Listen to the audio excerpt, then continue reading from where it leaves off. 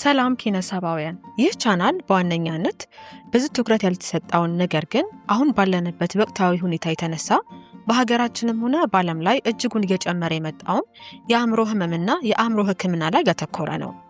የአእምሮ ህመም ልክ እንደ ልብ፣ ኩላሊት፣ ስኳር፣ እጅና እግር ሊታከም የሚችል እንዲሁም ከጠቀስናቸው አብዛኞቹ በሽታዎች በፈጠነና በተሻለ መልኩ ታክሞ የሚድን መካከለኛ ህመም ነው።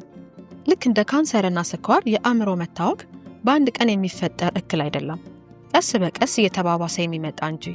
በዚህ ቻናል ላይ ከምንወያይባቸው ጉዳዮች ውስጥ አንዱ እንዴት አእምሯችንን እንደምንጠብቅ ነው። አእምሯችንን መጠበቅ ስንል ደግሞ የአኗኗር ዘይቤያችንን መፈተሽ፣ የስነ ልቦና ጥቃቶችን መለየት እንዲሁም ለስነ ልቦና ጥቃቶች የሚወሰዱ እርምጃዎች ሲሆኑ አስታውሱ፣ በተደጋጋሚ ለስነ ልቦና ጥቃት መጋለጥ አንዱና ዋነኛ ለአእምሮ ህመም መጋለጫ መንስኤ ነው። ሌላኛው መንስኤ ደግሞ ከኛ ቁጥጥር ውጪ በሆነው በዘር የሚመጣ ነው። ያም ቢሆን ታዲያ እንዴት መቆጣጠር እንደምንችል እንማማራለን።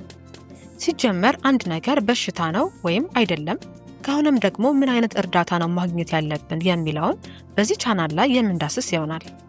የአእምሮ ጤና ወይንም የስብዕና መታወክ ያለበት ሰው ራሱን ብቻ ሳይሆን አካባቢውንም ዋጋ ሊያስከፍል ይችላል።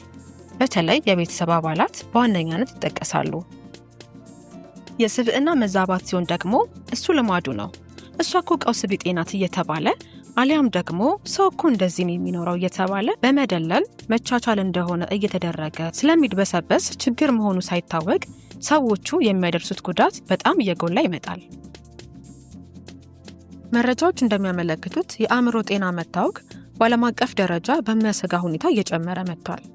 ከ4 ሰዎች ውስጥ አንዱ ቢያንስ አንድ ጊዜ በዚህ እክል ተጠቅቷል።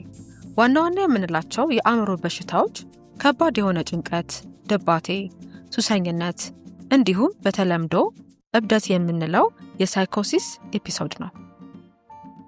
ሌላው ደግሞ ብዙውን ጊዜ የምንሰማው ነገር ግን በጣም የተዛባና የተሳሳተ መረጃ የሚሰጥበት ትራውማና ፒቲኤስዲ ሲሆን እነዚህ ጉዳዮች ሲዘረዘሩ በጣም ብዙ ዘርፍ ይይዛሉ።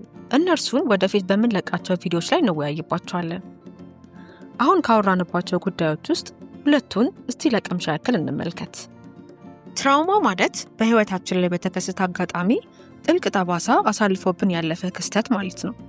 በተለይ ክስተቱ በተደጋጋሚ ይፈጠር ከሆነ ክስተቱ ቢያልፍም ታዲያ የክስተቱ ውጤት ግን እኛ ውስጥ በመቅረት ማንነታችንን ይቀርጸዋል። ለምሳሌ አንድ ልጅ በክፍል ውስጥ ትዕይንት ወይም ፕሬዘንቴሽን ሲያቀርብ ከተሳቀበት ትልቅ ሰው ከሆነ በኋላ በሰዎች ፊት ቆሞ ማውራትን በተቻለው መጠን ይሸሻል። በዚህም የተነሳ በህይወቱ ብዙ እድሎችን ሊያጣ ይችላል። ትራውማ በጣም የተወሳሰበና አሁን እንዳወራ ነው በቀላሉ ተረድተን የምናልፈው ጉዳይ አይደለም። ቻናላችንን ስትከታተሉ ብዙ መልኮቹንና ገጽታዎቹን የምንመለከት ይሆናል። ሌላኛው የምንወያይበት ወሳኝ ጉዳይ ደግሞ የልጅነት ጊዜ ነው። ይህንን ስንል የኛን ከወለድን ደግሞ እንደ ወላጅ የልጆቻችንን የልጅነት ጊዜ ነው። የልጅነት ጊዜ በጎልማሳነት ህይወት ላይ ጥልቅና ዘላቂ ተጽዕኖ አለው። በተለይም ከቤተሰብና ከአካባቢ ጋር የሚደረጉ ግንኙነቶች የአንድን ሰው ስብዕና፣ ስሜታዊ አያያዝ፣ ከሰዎች ጋር የመግባባት ችሎታና ለጭንቀት የሚሰጠውን ምላሽ ይገልጻሉ። አዎንታዊ የልጅነት ልምምዶች የመቋቋም አቅምንና ብሩህ አመለካከትን ሲገነቡ እንደ ችላ መባልና የስሜት ቀውስ ያሉ አሉታዊ ልምምዶች ደግሞ ለአእምሮ ጤና ችግሮች፣ ለግንኙነት ችግሮችና ለተዛባ የባህሪ ቅጦች በአዋቂነት ጊዜ ሊያጋለጡ ይችላሉ። እነዚህን እንዲሁም ሌሎች ብዙ ጠቃሚና አስፈላጊ የሆኑ የህይወት ተሞክሮችን፣ ልምምዶችንና የህክምና ማረጋገጫ ያሏቸውን ጠቃሚ ምክሮች በዚህ ቻናል ታገኛላችሁ።